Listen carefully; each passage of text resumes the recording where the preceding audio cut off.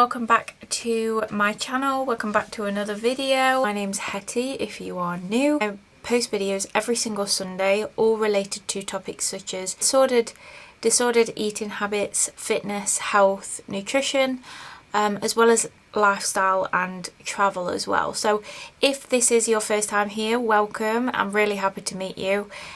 If you're coming back, thank you so much for coming back. If you do like this video, please give me a big thumbs up, subscribe if you want to see more. Without further ado, we will get into today's video. So why do you binge?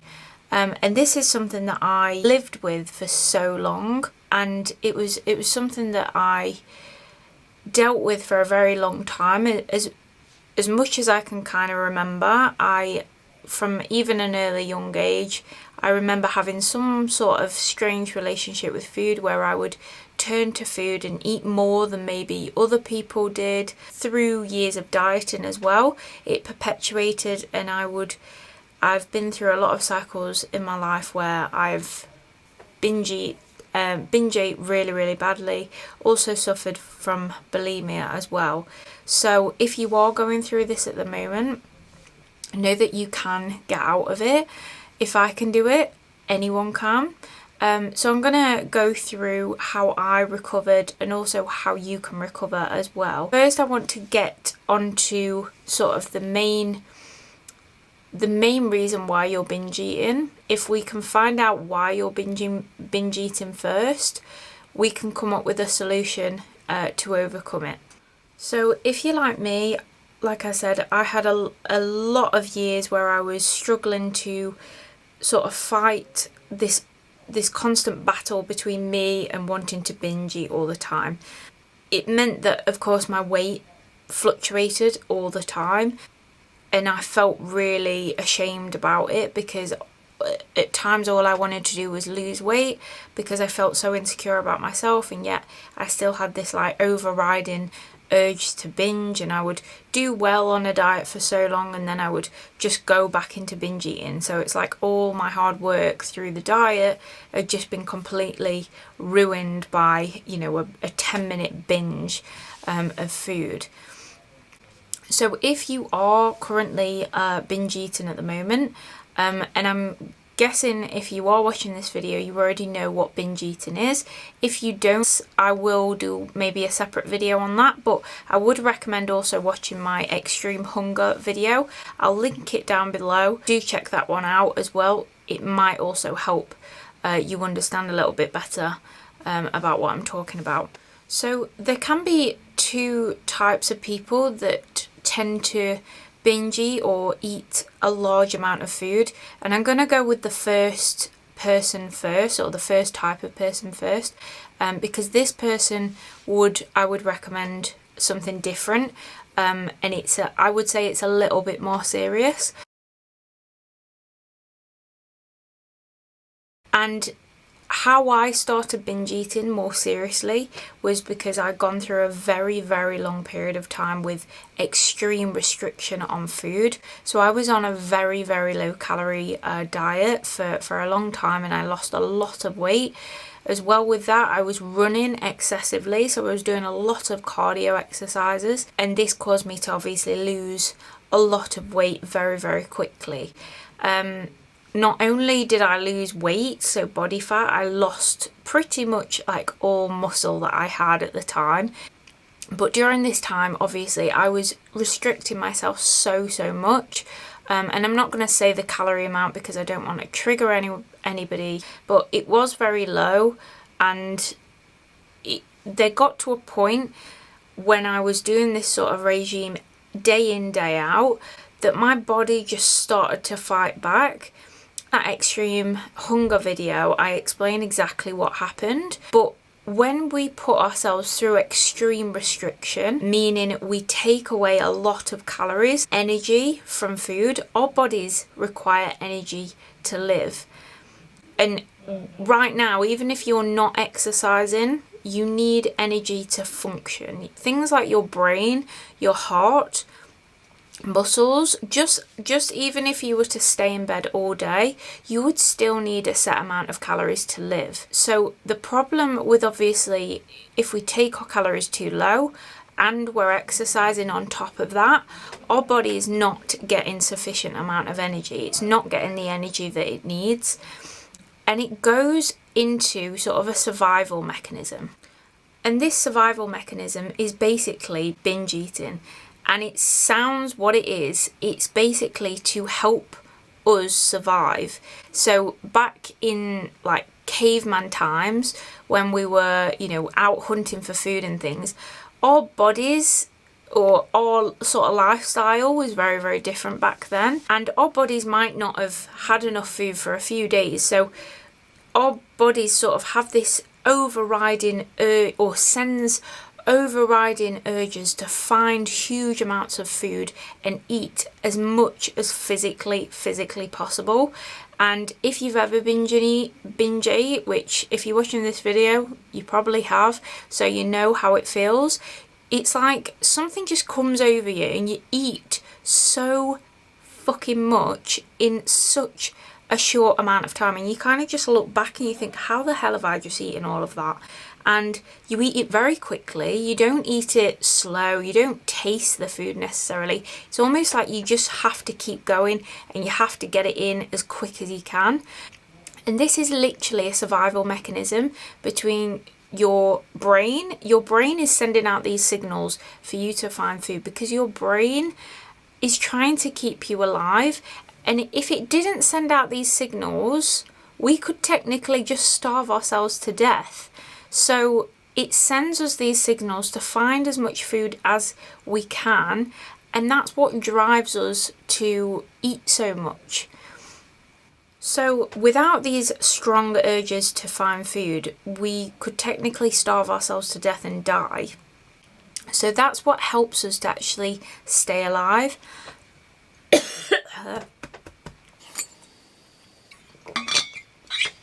Stay hydrated. So although it feels like it's a lack of control on your part, and I know from my experience, because I had no idea what was happening, for so long I thought it was a motivation problem from my perspective. I thought I wasn't motivated enough. I had no self-discipline, and it sort of reinforced that thought that I initially had, that you can't be trusted around food and you need to restrict as much as possible, because if you don't, you're going to get fat. And that thought obviously perpetuated this belief that I had about myself, and I obviously, due to the binge eating, I was restricting myself more. I didn't trust myself around food, so I would restrict and try and burn off extra calories. But of course, doing all of that, my brain still thinks it's starved to death. So yes, even though you may gain weight because you binge eating, your body still thinks your body still thinks it's being starved to death. So it's still trying to send out signals for you to find food. And the reason why our bodies do this, our bodies like to stay in a place called homeostasis. And this is basically where things are working efficiently, we have enough energy to do things, our body temperature is high, something that I never had when I was really struggling with this. Things like hair loss as well, loss of period, huge thing. But of course, even if you've not got any of those things, I also went through a period of when I was a lot heavier and I had things like my period, but I was in this constant cycle of binge, restrict. And again, we don't necessarily have to be a certain size or underweight. It's nothing about that. It's the fact that your body thinks it's being starved. So if you're constantly going on these yo-yo diets and, you're fasting Monday and then you're binge eating on Thursday, you go back on your fast on Friday, it literally doesn't know what the hell is happening. So it is trying to just get you to find food as fast as you can because it thinks it's in a famine. And this is how our bodies keep us alive. Whether or not we want it to, whether or not we like this, yes, I know it's not ideal, but actually it's pretty fucking cool that our bodies will do that because it's so auto-regulated. It will do whatever it can to keep us alive. And yes, it doesn't know that you're trying to lose a few pounds. it's basically just trying to keep you alive. And that sort of ties in with the other kind of people that I want to sort of talk about. So obviously, if you are restricting a lot, and or maybe you've just come out of a long period of time with restricting your food, maybe a really, really low calorie diet, or you're sort of in this yo-yo cycle of restricting and binge eating, that is why you are binge eating, because your body doesn't know when it's getting its next meal. So it's sending out these signals for you to find food, to get as much food as you can to keep you alive. So the other kind of people, I guess, are very similar. I guess, yes, they may come from a period of yo-yo dieting as well. And I know this is something that I sort of went into earlier on. I would yo-yo diet and try new diets all the time. But also with that, obviously, we're restricting certain foods. When we restrict certain foods, we think about it all the time. You say to someone, don't think of a pink elephant.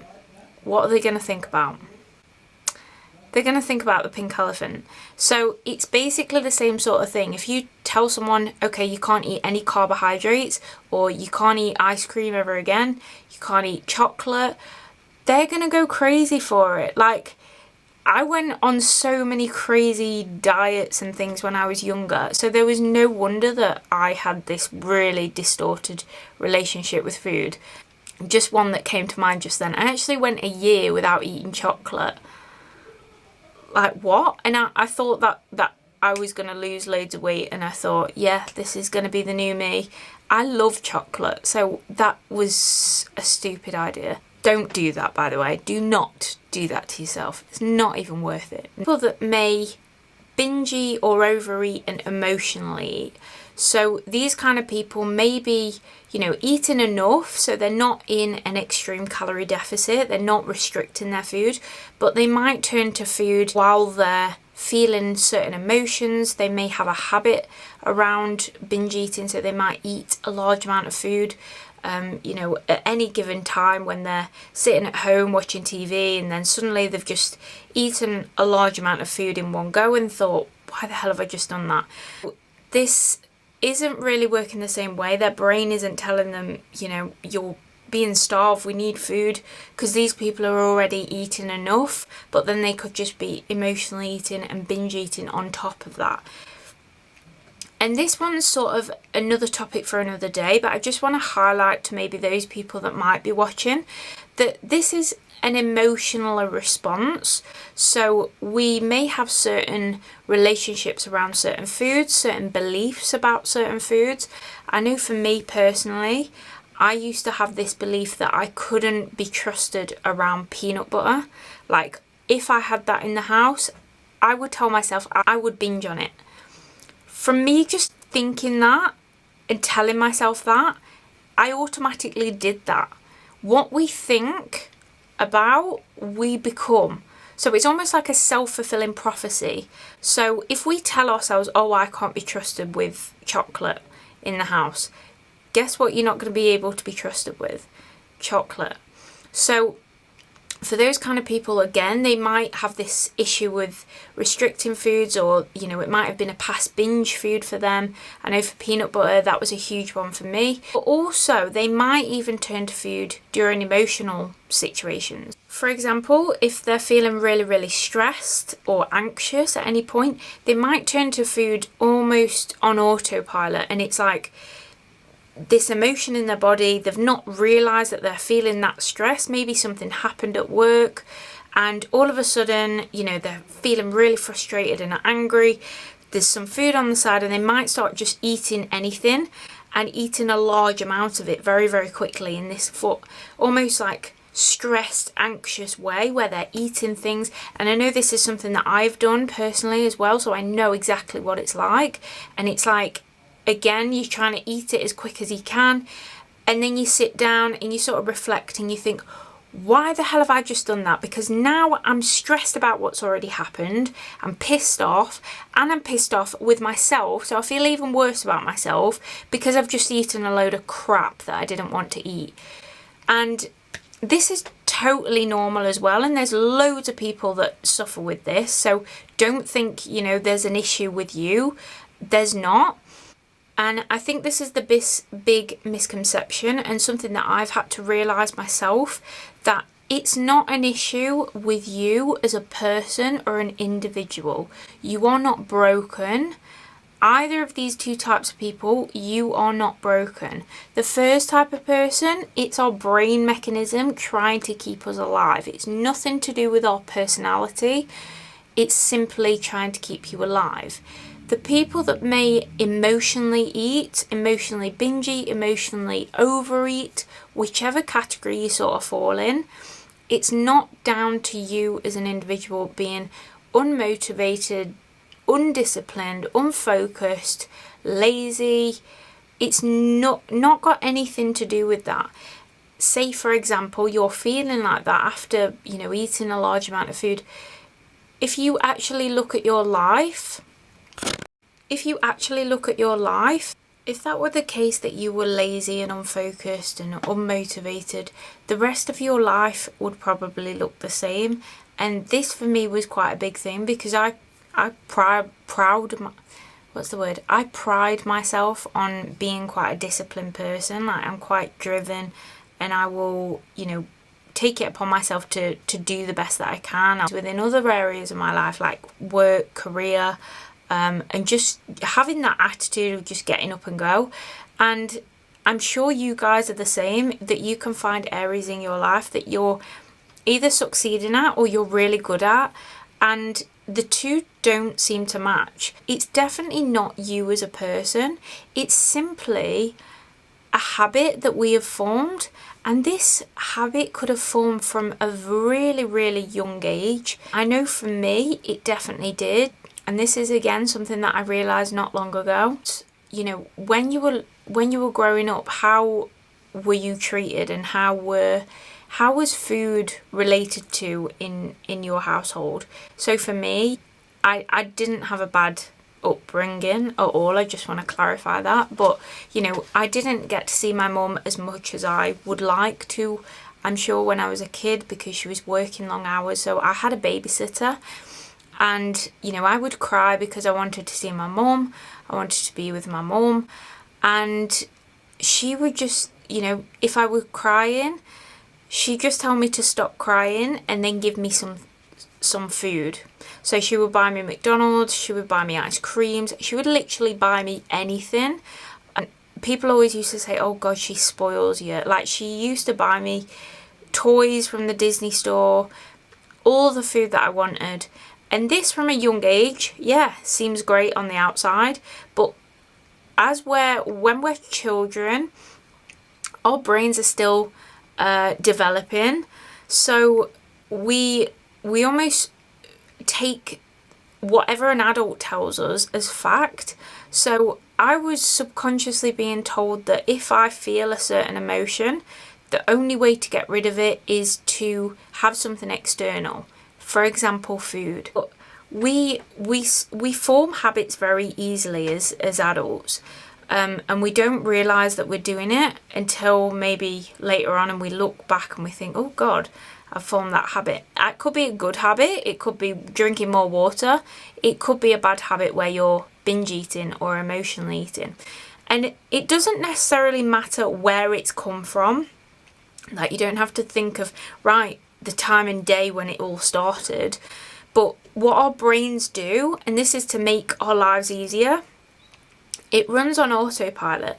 So if you think about every time you go to put deodorant on in the morning, if you were to come out the shower and really sort of process and think, right, okay, so I'm going to pick the deodorant bottle up here, and I'm gonna lift that up, and do I just press? Do you know what I mean? We don't do that. We just do it automatically. We don't even think about how we're gonna do it. Same with brushing your teeth. Guarantee when you brush your teeth, you will pick it up with a certain hand, and you don't think about that. You don't think, right, today I'm gonna pick up my toothbrush with my left hand. We simply just do it because it's on autopilot.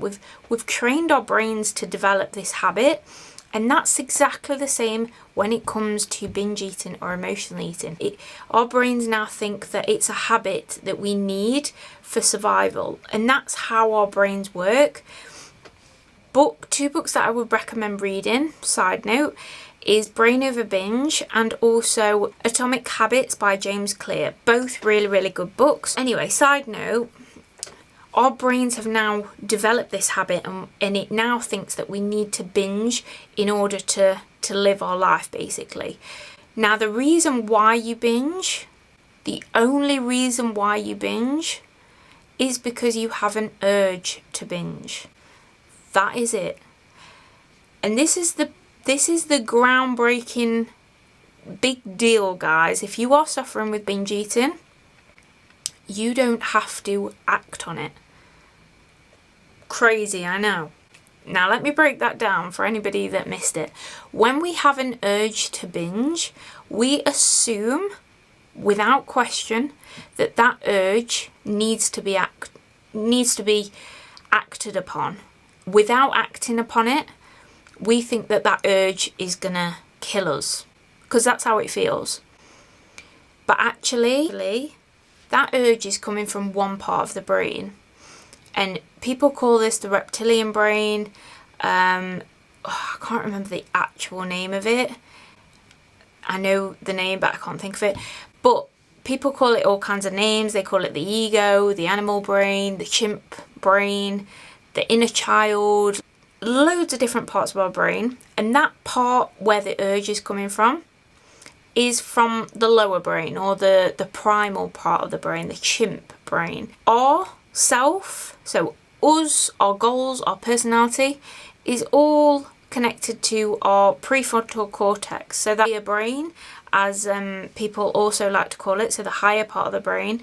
And that higher brain is actually the part that's in control of moving our muscles, doing certain actions. So me right now, there's a bottle of deodorant. I'm thinking about picking up the bottle of the deodorant. I'm thinking about doing it, but I don't have to act on it. But I'm going to use my prefrontal cortex and pick up the bottle of deodorant. This is the exact same thing when you're having an urge. The only reason why that urge feels even stronger and almost painful sometimes is because your brain has trained itself to think that your binges are needed for your survival. Now, if I trained myself into believing that I needed to pick up deodorant in order to survive, I could do that technically, but I'm not gonna. That is the exact same. Once we practice a habit over and over again, our brains now think that this is necessary for our survival. So the only way to overcome something like a bad habit, like binge eating, is to stop acting on urges. Once we stop acting on these urges, that urge becomes less and less and less. It becomes less strong. And I know at first those urges to binge are so strong, it sounds like somebody is screaming at you. It almost feels like you are compelled to the fridge or the cupboard. And the thing is, guys, you don't have to act on it. I'm gonna teach you the tip. So the reason why these urges to binge feel so compelling is because we haven't separated the two parts of ourselves. We assume that urge to binge is us, and it's not. Because if it was, you'd be thinking that all the time. You have goals for yourself, you live a happy life. There's so many other times when you're not thinking about food, you're not thinking about binge eating, and that is you. That's you living your best life. So the first step is separating the two brains. So there's you, and there's the lower brain. So there's the urge side of it. There's like the inner child that's learnt this habit, and it's continuing to get you to act on this urge. So separate the two. When you feel an urge coming on, you simply just have to witness it. So you just have to observe it as if say somebody was screaming at you in the street. You could either engage with that person and start screaming back at them, and you'd start to feel anger yourself and you'd probably get really frustrated, or you could simply just watch them. Almost like just a fly on the wall, just like literally just watch them. Be as direct as, you know, go to the cupboard and get those crisps. You observe that thought and you think, oh, I've just had a thought about going to the cupboard and getting crisps. And I know I don't want to do that, so I'll just sit and see what else comes up. And all you're doing there is creating awareness, and you're being conscious about what thoughts are coming up. You don't need to act on it. That moment you separate yourself from that thought gives you power and gives you your power back. So you don't have to go straight to the fridge and do whatever it says and then moments later regret it. You have the power within your higher brain. That's the part of the brain that makes you do things. That's the part of the brain that makes you walk to the fridge. Without that part, your lower brain cannot do that. Your lower brain can only send out urges. It cannot literally force you to the fridge to get food. So know that you have the power, guys, to change. And the more that you can practice this, dismissing urges, and when something's not being acted upon all the time, your brain starts to think or realise this isn't necessary. So we're not going to continue sending this person urges because she doesn't need them to survive. Does that make sense? I know you can't reply, but hopefully that makes sense. If you enjoyed this video, guys, please give me a thumbs up and comment down below if it did. I'd really like some feedback if I'm explaining things well, and if this is something that you also want me to talk about a little bit more. I'd really love to know your guys' feedback. So if you are going through this during quarantine, I know it's a really difficult time, but maybe use this time as a way to practice dismissing urges. And I guarantee you, if I can do it, anyone can. So it can happen, and it will. You just have to practice. Once you practice and once you dismiss your first urge, honestly, it's the most empowering feeling ever. So I wish you all the best, guys, and I hope everybody is doing well. Hope you're all taking care of yourself during this difficult time. Like I said, please give me a thumbs up. Give me a comment in the comment section what videos you'd like to see next, and subscribe for more. And I will see you in the next one, guys. Bye.